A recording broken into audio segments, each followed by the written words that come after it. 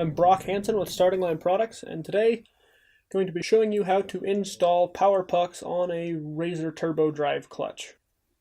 We will be covering steps 5 through 27 of our instructions.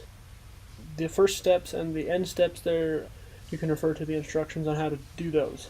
So we're going to take the clutch, put it in the SLP clutch press tool, and then we will remove the cap off of the clutch, and then we can remove the spring and shim as well. We're using power tools to do this, but you are not required to do this, as you'll see numerous times in the video. Like here we have a little butterfly wrench, it's a 10mm socket, but basic hand tools will work just fine to do this. We just have access to them and it helps speed up the procedure. So, back all 6 bolts off, and then you can take the pressure off of the spring or off the chain on the tool. And then you can remove the cap and the spring and shim. There's a little plastic shim under that cap that we are removing as well. They will need to be retained for future reinstallation, or if you're installing a whole SLP clutch kit, you'll be using our spring and aluminum shim provided.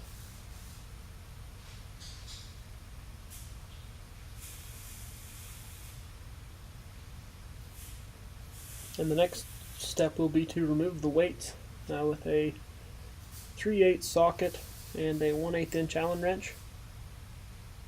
Pretty simple procedure here. You put the socket on the nut end of the weight pin, and then on the bolt or on the head of it, use the Allen wrench to hold it to remove the nut, and then pull the pin out. Then you can remove the weight.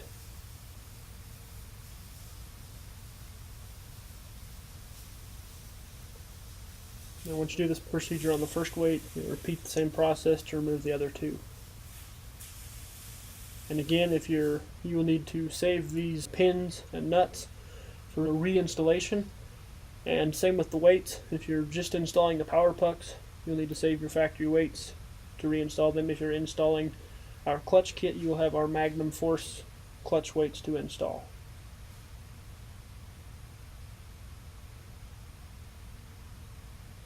Next step, we're going to be putting the clutch onto the clutch holding tool. Make sure to line up the windage fins on the back of the clutch onto the grooves in the holding tool. Then we'll be using a spider nut tool and the spider nut adapter tool for the turbo clutch to remove this. Make sure that this tool fits down in there snugly and securely. This is very crucial to make sure everything is tight here with those windage fins and that socket. Take your time. You can, if you're getting too big a hurry and everything's not tight, you can strip or damage them. And then we're using a 3/4 T-handle breaker bar to remove it with the cheater pipe. Just break it loose, and then you can run the nut back out. Sometimes the nuts can be a little tight because they are Loctited on, so they can be dried Loctite that you need to deal with during your removal.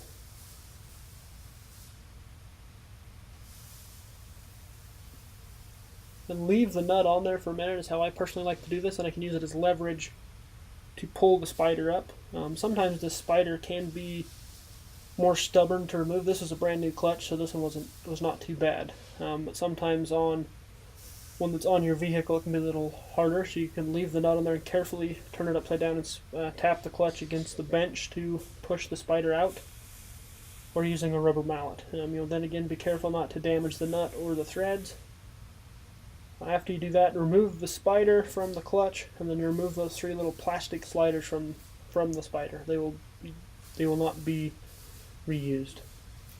And then you can remove the movable sheave from the fixed sheave of the clutch, and then remove the 3 factory stainless slider pieces. They will be replaced by the power pucks during the installation.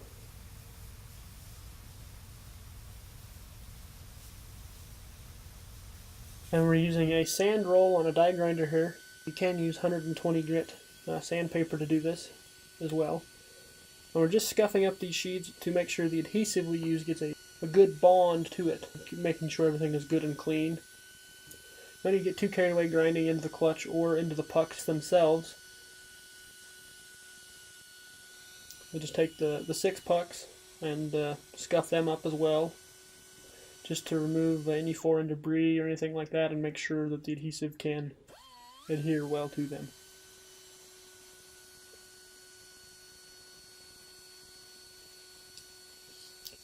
Then again, repeat that procedure on all 6 pucks.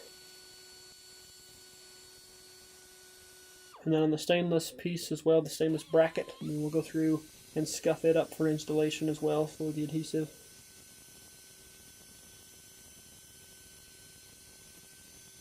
Same thing here, just removing it a small amount. I don't need to get too carried away here.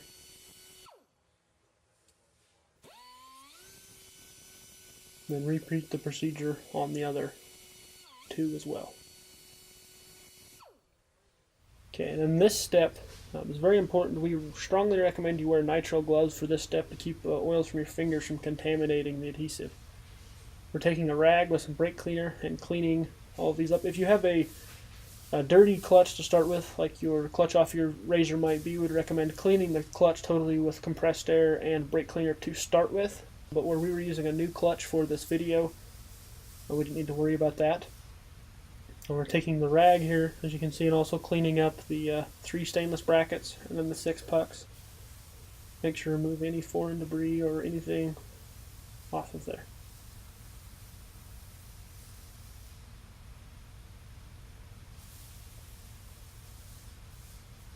And the nitrile gloves are also nice when you get to the next step of installing the right stuff, which is an elastomer.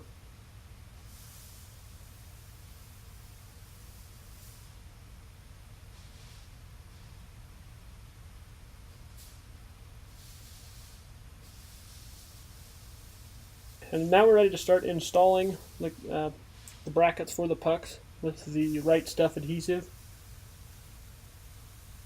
We'll apply a liberal amount of these on there.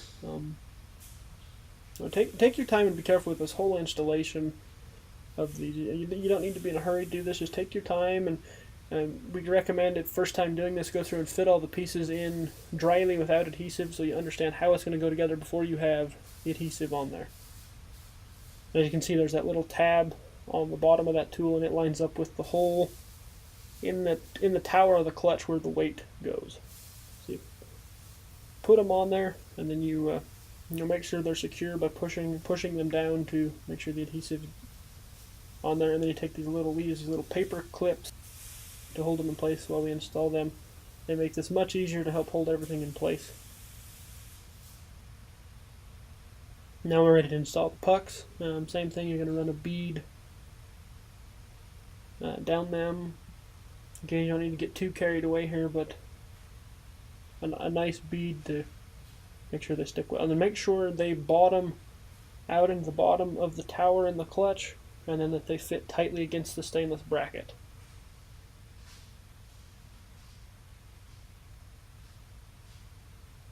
And then repeat the procedure on the other bracket. And one thing I forgot to mention earlier, but definitely would help, is how you can see I have all 6 pucks organized there. There's 3 rights and 3 lefts. Go through and do that to start with, and then it definitely helps with the installation so you're not trying to figure it out as you're gluing them. You already have them ready to go, so while you're gluing you can just proceed through it.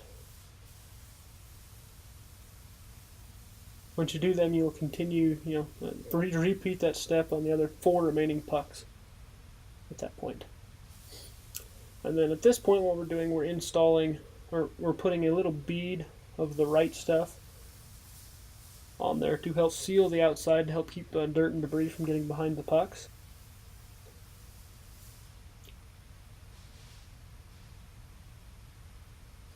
So we're just running a bead down each one of them, so 6 beads total. And then we're going to take our finger and run up the bead and clean any excess off. And after I do this, I like to take a rag and go through and clean any excess that's anywhere in the clutch off.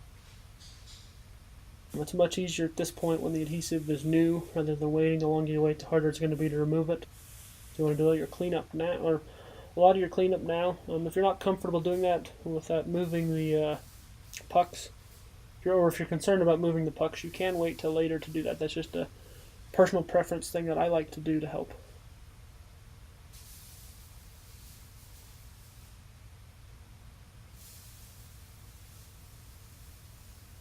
And again, repeat that same procedure on all the pucks till they're all ready to go.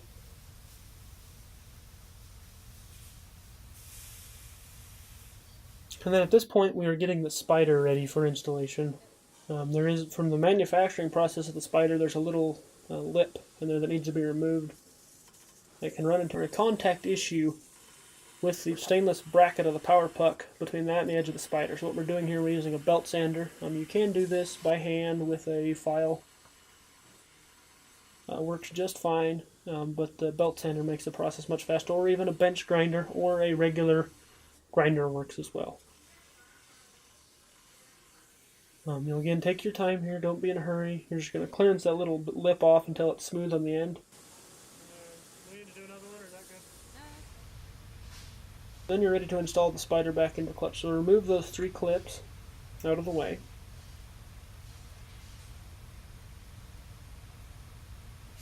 And carefully install the spider back in there.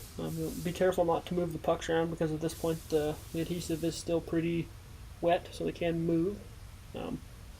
That's alright though, just be careful. And if you do move one of the pucks out at this point, it's not a big deal to pull everything back out and line them back up, put them back into place.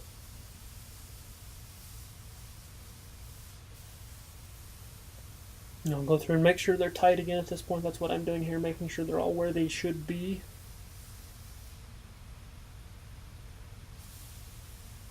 And then we're ready to install the cap back on the clutch. So make sure the little half cylinder shape at the top of the clutch, or in the top of the power pucks, make sure to line that up. It's designed to where it fits against the cap on the clutch, so you can tell if they're outside of that, they're where they should be. And go through and start all 6 bolts here. Before you're tightening them down, make sure all 6 of them threaded nice and evenly by hand.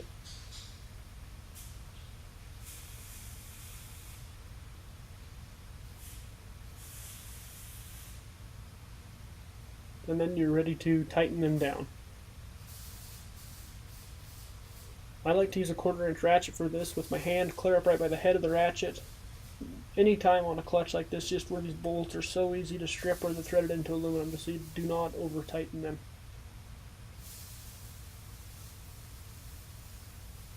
And again, you use a torque pattern here, going back and forth across the clutch as you tighten them. And then go through again and double check, make sure the pucks are where they should be, that you can see that little cylinder shape on all 6 of these pucks. And making sure they're good and tight where they're fitting in there.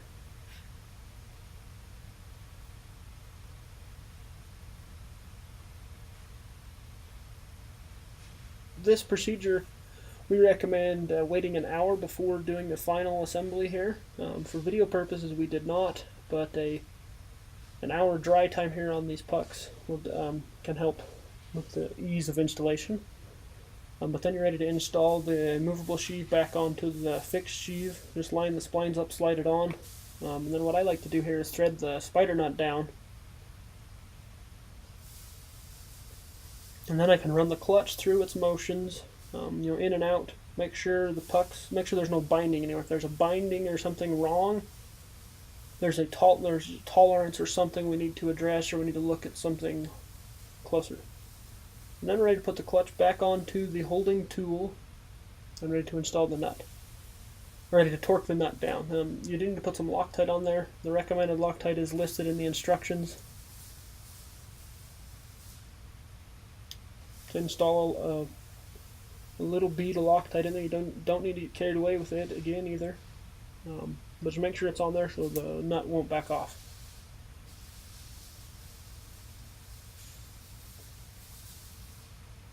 Then thread the nut down, and then you're ready to use the spider nut tool and adapter to tighten them back down. Again, when you're putting this spider nut tool on, make sure it fits securely and tightly on there. With this adapter piece, it makes this really easy because everything fits nice and tight where it should be. But again, make sure everything is where it should be. It's very crucial to not strip out the nut or the tool. And then take the 3/4-inch T-handle breaker bar and tighten. There actually is a torque procedure on this nut.